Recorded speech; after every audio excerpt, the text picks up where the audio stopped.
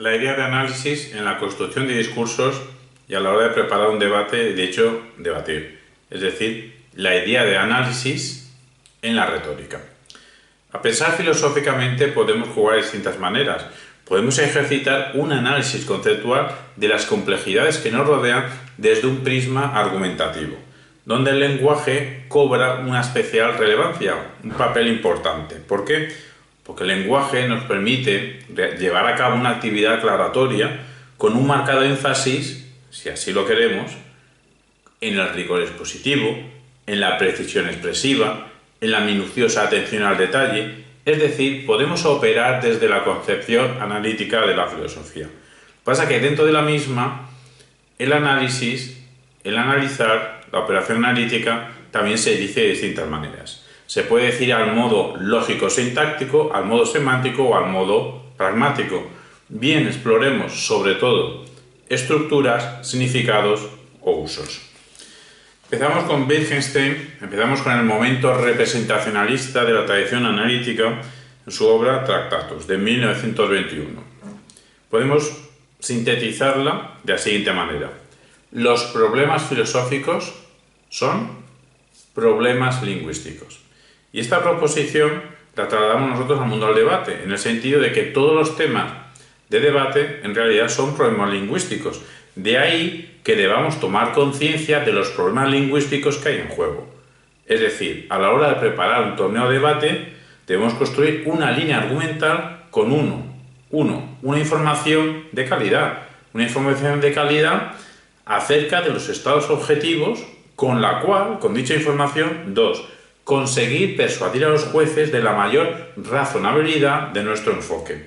Y así, lograr que la mente del auditorio evaluador llegue a la conclusión que nos interesa a través de nuestra creativa escenificación. Nos vamos ya a la parte de hecho de pragmática analítica, también con Wittgenstein, con la obra de su madurez, periodo maduro de Wittgenstein que confluyó en su obra póstuma Las investigaciones filosóficas. Las investigaciones lingüísticas de Wittgenstein la podemos sintetizar en la siguiente proposición. El significado de toda expresión lingüística está determinado por su uso. ¿Y qué son los usos? Juegos lingüísticos, juegos de lenguaje. Entonces, los conceptos clave de un debate quizá tengan más de un uso. Es decir, el debatiente que pretenda convencer al jurado de la radical novedad de su línea argumental tendrá que producir, si no nuevas reglas lingüísticas, sí nuevas argumentaciones, al margen de los juegos lingüísticos ya existentes. Debe sorprender al otro equipo y al juez evaluador, no con la argumentación que se supone es lo clásico y lo normal ante cierto tema, ante cierto problema. Debe sorprender y para eso debe innovar. Nos vamos ya a Austin. Austin con su artefacto clásico de cómo hacer cosas con palabras, obra póstuma de 1962, que nos viene a decir lo siguiente. El lenguaje ordinario no es la última palabra, pero sí la primera, y como tal, imprescindible. ¿Y cuál es el método de Austin? Pues emplear una conciencia agudizada de las palabras. Es decir, todo esto lo trasladamos nosotros al mundo del debate. Lo que vamos a decir ahora, no lo dijo Austin, lo desarrollamos nosotros a partir de Austin. En la fase investigadora de un torneo de debate, habrá que hacer lo siguiente. Primero, encontrar distinciones pertinentes. Pero segundo, observar en dichas distinciones pertinentes sutilezas conceptuales, refinamientos lingüísticos. Tercero, y no perder de vista los fenómenos sobre los que usamos las palabras.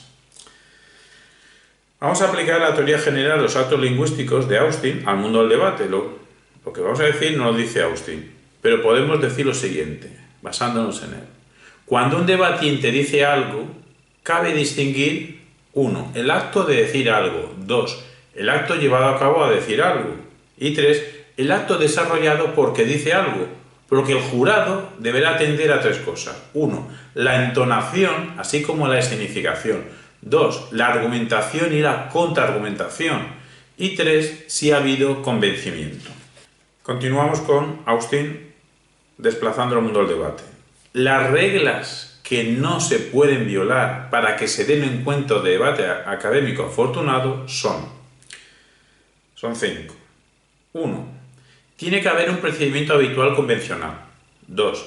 En un encuentro dado, las personas y las circunstancias particulares deben ser las apropiadas. 3. El procedimiento debe llevarse a cabo por todos los participantes de forma correcta. 4. El procedimiento debe llevarse a cabo según lo fijado en el reglamento del torneo. Y 5. Los debatientes deben conducirse de forma adecuada. Es decir, en el juego del debate se da una conexión entre lenguaje y pensamiento. Nos vamos ya a Grice. Y Paul Grice nos viene a decir lo siguiente. El significado lingüístico depende de las intenciones de los hablantes. Y a partir de aquí, de este marco de Grice, nosotros podemos desarrollar un programa de inspiración grisiana sobre las condiciones que gobiernan el debate de competición. Y sería lo siguiente. La existencia de un objetivo común, la necesidad de cooperación y el reconocimiento tácito por ambas partes de ciertas pautas, nos conducen al principio cooperativo del debate de competición, que son una serie de máximas. Primera, máxima de informatividad, debatiente, que su contribución sea informativa. 2. Máxima de veracidad, debatiente, renuncia a decir falsedades a propósito, no enuncia aquello de lo que carece de pruebas. 3. Máxima de la relevancia, debatiente, sea relevante. 4. Máxima de la perspicuidad, debatiente, sea perspicuo. 5. Máxima de la deportividad, debatiente, compórtese de forma elegante, antes, durante y después del encuentro. 6. Máxima de la creatividad, debatiente, sea creativo. Podemos añadir, todo esto confluye en la regla del conocimiento y de la expresividad. Debatiente, puede enunciar o expresar que P solamente si 1. Puede justificar que P y 2. P tiene sentido en el conjunto de su discurso. Nos vamos ya a Searle. Y Searle nos puede decir, de hecho, nos dice que el lenguaje es igual a cierta conducta racional gobernada por reglas. Entonces nosotros podemos establecer una teoría de los actos de habla debatísticos, que Searle diría, si le preguntásemos, ¿qué opinas del debate? Pues nos diría que es una praxis intencional gobernada por reglas. ¿Qué reglas? Las siguientes. 1. Regla de contenido proposicional expresivo. Nuestra proferencia debe predicar y expresar un contenido susceptible de hilación con un futuro acto proposicional y expresivo realizado de cara a construir una línea argumental. 2. Regla preparatoria. Debemos proferir y expresar solo en función de lo que se espera en el curso normal de los acontecimientos de un debate. 3. Regla de sinceridad. Debemos proferir y expresarnos solo en función de nuestras intenciones. 4. Regla esencial. Proferir y expresarse en un debate supone la obligación de hacer ciertos actos debatísticos, que pueden ser de 5 tipos. Actos debatísticos comisivos, para comprometer al equipo con futuros cursos de acción.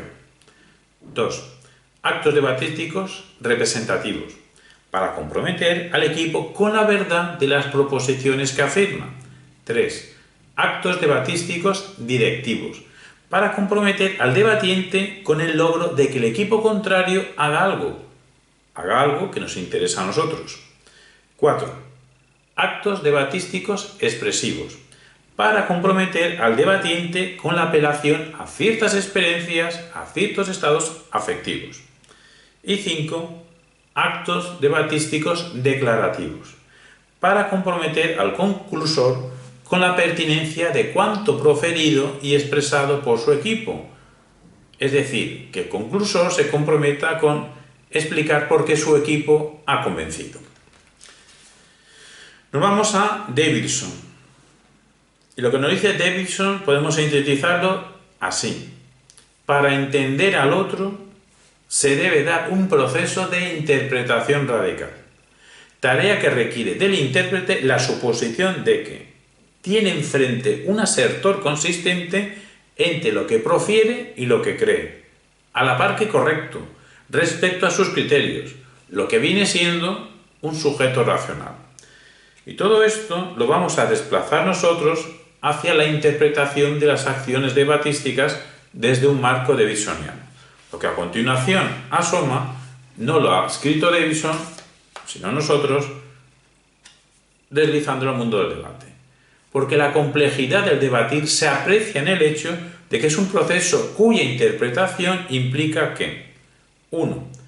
El debatiente sabe lo que quiere transmitir con sus acciones debatísticas. 2.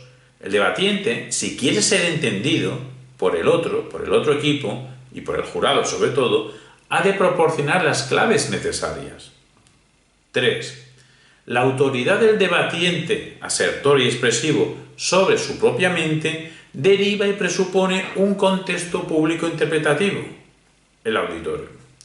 Todo esto queda sintetizado en el principio de caridad, sobre el actuar del debatiente, principio de caridad que tiene dos subprincipios. A.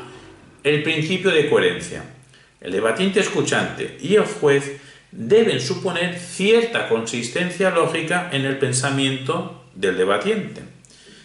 B. El principio de correspondencia. El intérprete del debatiente debe suponer en él la voluntad de estar dando respuesta al mismo reto común planteado.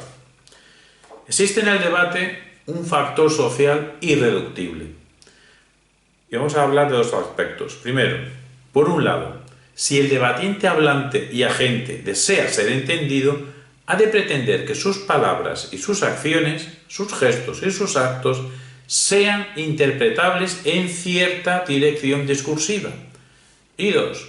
Por otro lado, si el debatiente escuchante desea refutar lo dicho y hecho, tendrá que esforzarse en entenderle, interpretando sus palabras y acciones como de hecho las empleó. Es decir, no solo debe interpretar lo que el debatiente agente pretendió con su decir y su actuar. No, también debe interpretar lo que de hecho dijo e hizo. Porque a veces no hay una equivalencia al 100% entre lo pretendido y lo realizado. Nos vamos ya a Brandon.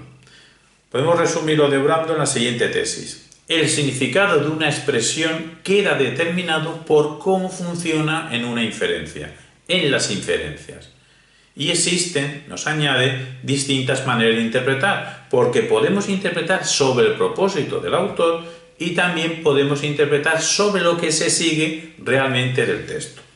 Entonces, lo que nos dice Brandon, nosotros podemos deslizarlo hacia un inferencialismo amplio en el debatir competitivo, que nos diría lo siguiente, que no lo dice Brandon, sino que nosotros lo trasladamos. El contenido conceptual o experiencial proferido y expresado en un debate puede comprenderse si interpretamos 1. Lo que el debatiente declarante y agente entendía de sus propias declaraciones y acciones. Y 2. Lo que efectivamente se sigue de su discurso, es decir, tanto lo que infiere el debatiente intérprete como lo ya inferido por cierta tradición. Por lo que se impone a un tener en cuenta en la fase preparatoria las posibles interpretaciones inferenciales que puedan realizar el otro equipo, que puedan realizar los jueces y buscar una defensa. Y B, un suplemento declarativo que fije como inferencia más razonable la nuestra. Nos vamos a Rawls y el principio de pluralidad, porque Rawls, en su obra La teoría de la justicia, realiza un razonamiento sobre la naturaleza del sujeto moral, conectando contrato con pluralidad y conformidad. Estos tres conceptos, contrato, pluralidad y conformidad. De ahí que nosotros deslizamos y sacamos las condiciones políticas deontológicas del debate, algo que no dijo Rawls, sino que lo derivamos nosotros de Rawls. Únicamente se puede debatir en una sociedad de seres distinguibles unos de otros.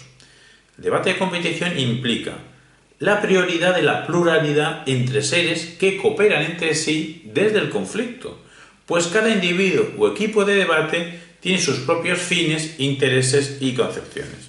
En definitiva, de todo lo que venimos diciendo sobre la idea de análisis, pretender construir un discurso o pretender debatir al margen de la actitud analítica, eso es lo que te lleva al fracaso discursivo. Analiza, que algo queda.